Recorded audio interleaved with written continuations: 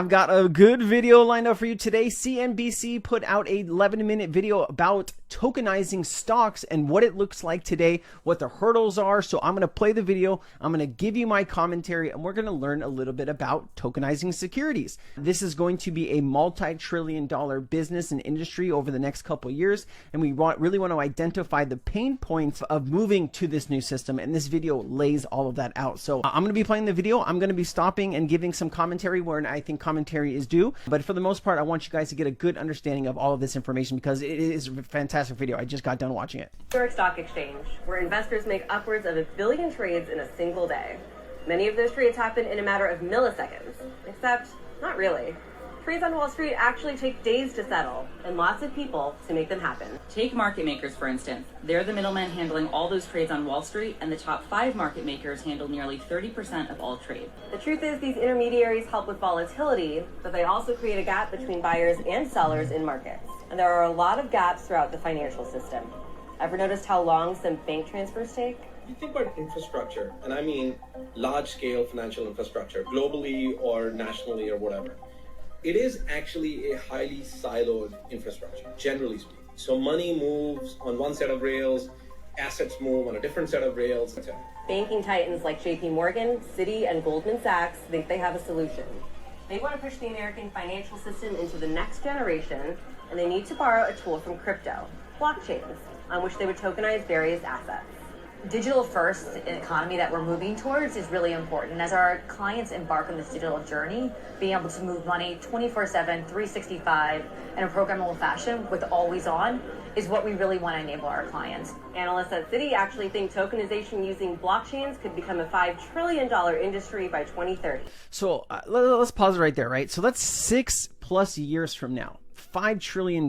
That is a drop in the bucket compared to, the stock market, the bond market, the derivative market, right? But we're only really talking about stocks here. So $5 trillion, depending on what the stock market looks like, and it can vary for anywhere from like 5 to 30 trillion, depending on, if the market's pumping or if it's way down.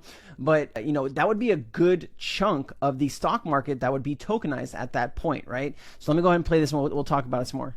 For literally hundreds of years. When you think about a traditional stock certificate, is nothing more than a token that represents ownership of a piece of a company. This old asset was a bearer asset. If you wanted to transfer it to somebody, you would sign it on the back, hand it to them, and then they were considered to be the owner. Electronic trading and modern payment processors have accelerated the global financial system to move assets much faster. But Wall Street still operates on what's called T+2, or trade plus 2 days. That's how long it takes for assets and cash to change hands. You don't have to be an investment banker to feel that lag in our current system. ACH transfers, credit card refunds, all kinds of money that moves through our economy takes time to go from one person to another. Part of the slowness is due to just how many steps and people are involved. A lot of people. On Wall Street, for instance, brokers help set up a transaction and they can charge a commission. Then market makers connect brokers to the assets they're trying to buy or sell. They charge a fee too on the difference, or spread, of the asking price of an asset and what someone is willing to pay. Oh, and huge transactions will need to go through even more steps for security and fraud prevention.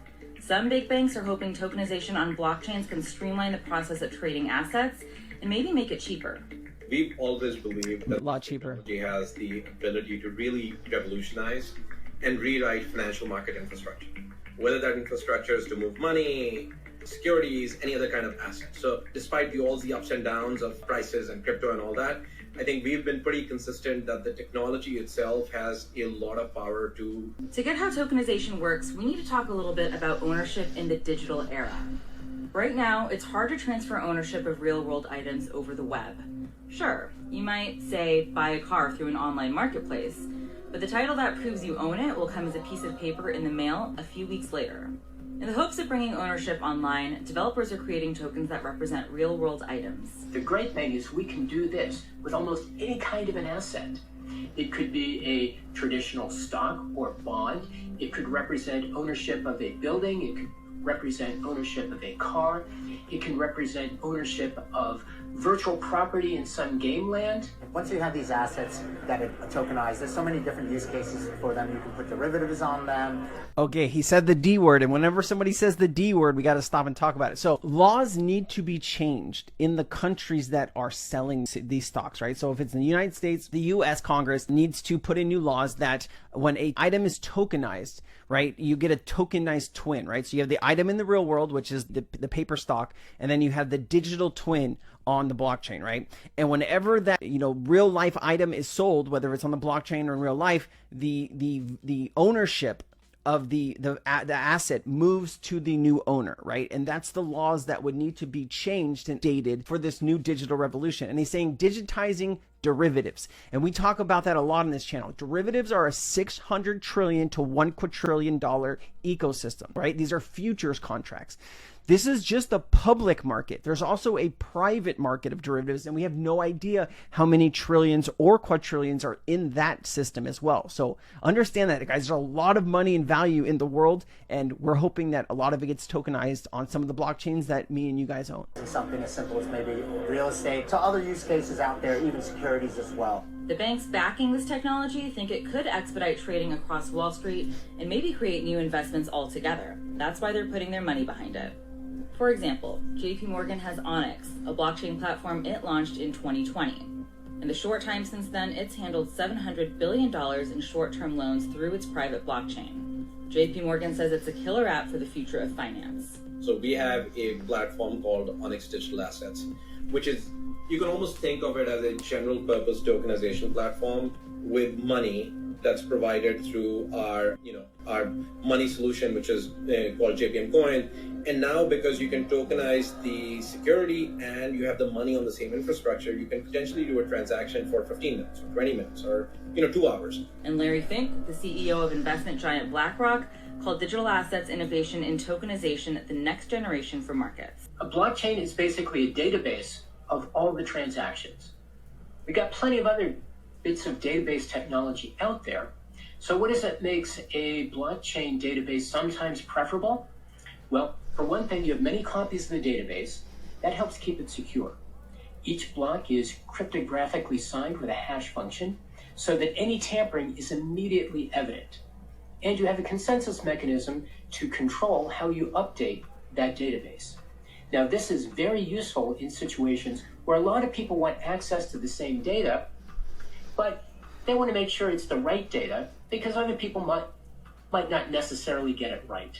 You basically have this capability of collapsing these siloed infrastructures into one global infrastructure where you can move value, you can move assets, you can move information, and all of a sudden a lot of the inefficiencies and friction that exist in the regular financial world start to disappear just by virtue of the fact that everything is a token that looks like the other tokens on the same distributed ledger, and the same information is being shared across various large players. And blockchains are meant to be transparent, supposedly cutting down the need for intermediaries that could charge fees or have to do extra due diligence.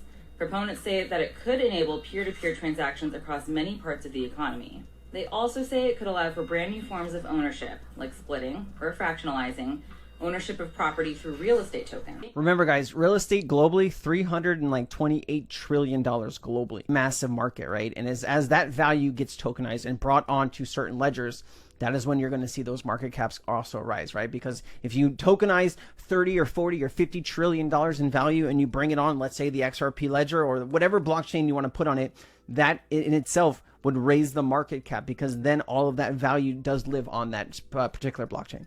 For quick transfers of money between people using peer-to-peer transactions. Depending on how the token is constructed, it might be divisible into smaller pieces, so you can trade a little piece of a house or a car. Or it could be non-fungible and represent complete ownership of something like a piece of digital art. And not to mention the holy grail, tokenizing stocks. The IMF said in February that tokenizing stocks and bonds could cut trading costs, but requires the money paying for those assets to be tokenized as well, leading to banks making... There it is, right? You just heard the IMF confirm it, right?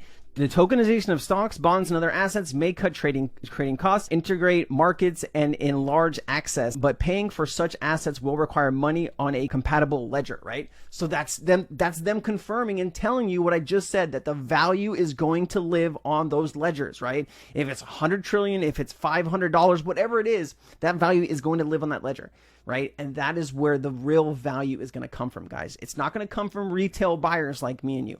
We can only have so much money and put so much money into one asset. But the real money and the holy grail is tokenization of assets and bringing those assets on said blockchain. But even with all that promise, how realistic is it that this will actually get implemented? 100% it will. 100%. So you're definitely seeing a lot more experimentation. 100%. Seeing as a result is a gradual movement forward. It's just not going to happen in a year. It's not going to happen in 3. It's going to take some time, and I think it's going to be a lot of it's going to be baby steps. If banks and asset managers want to participate in the modernization of financial markets, they'll have to adopt blockchain and tokenization, according to Bernstein. In a report from June 2023, the firm said it sees $5 trillion of real-world financial assets being tokenized on blockchains over the next 5 years. Attempts to deploy blockchain tech in traditional financial markets have been bumpy. The industry tried to use it for tokenization back in 2015 and 2016, but the hype faded. The financial system is one of the most regulated industries in the world, and making changes is slow going. Multiple agencies like the SEC and the Treasury would have to get involved, and big bureaucratic government agencies are slow to change. They just said it's slow going, but did you hear what she also said there? They tried to do it in 2016 and 17, and it didn't really have, the push or the backer to do that. But now we're 6 years down the line, and Congress in the United States is working on crypto regulation. I guarantee you, when regulation comes in and these guys can tokenize securities and bring it on and do instant settlement or same-day settlement with these assets, it's going to be a wildfire. They're just going to come into it because it makes their life easier, right? Because they can actually get the funds, whether they're buying on the side, if they're on the buying side or selling side, they can do all of that instantaneously and get that value, right? And move to the next thing. They don't have to worry. They don't have to have all these extra people in the background tracking where all of this stuff is, because it goes instantly. That's the future. Officials there are super skeptical of crypto and blockchain technology after the collapse of crypto businesses in 2022. After the businesses that they were they were not investigating, right? All of this collapse happened under the Gary Gensler and Biden administration, as all of it happened under them. And they did nothing about it. So I don't really care what the SEC thinks, personally. They just sued Coinbase and Binance, 2 of the largest crypto exchanges in the world. The agency is also considering alternatives to speeding up Wall Street. It just approved a transition to T+1, which would settle transactions faster. That new rule would go into effect in 2024.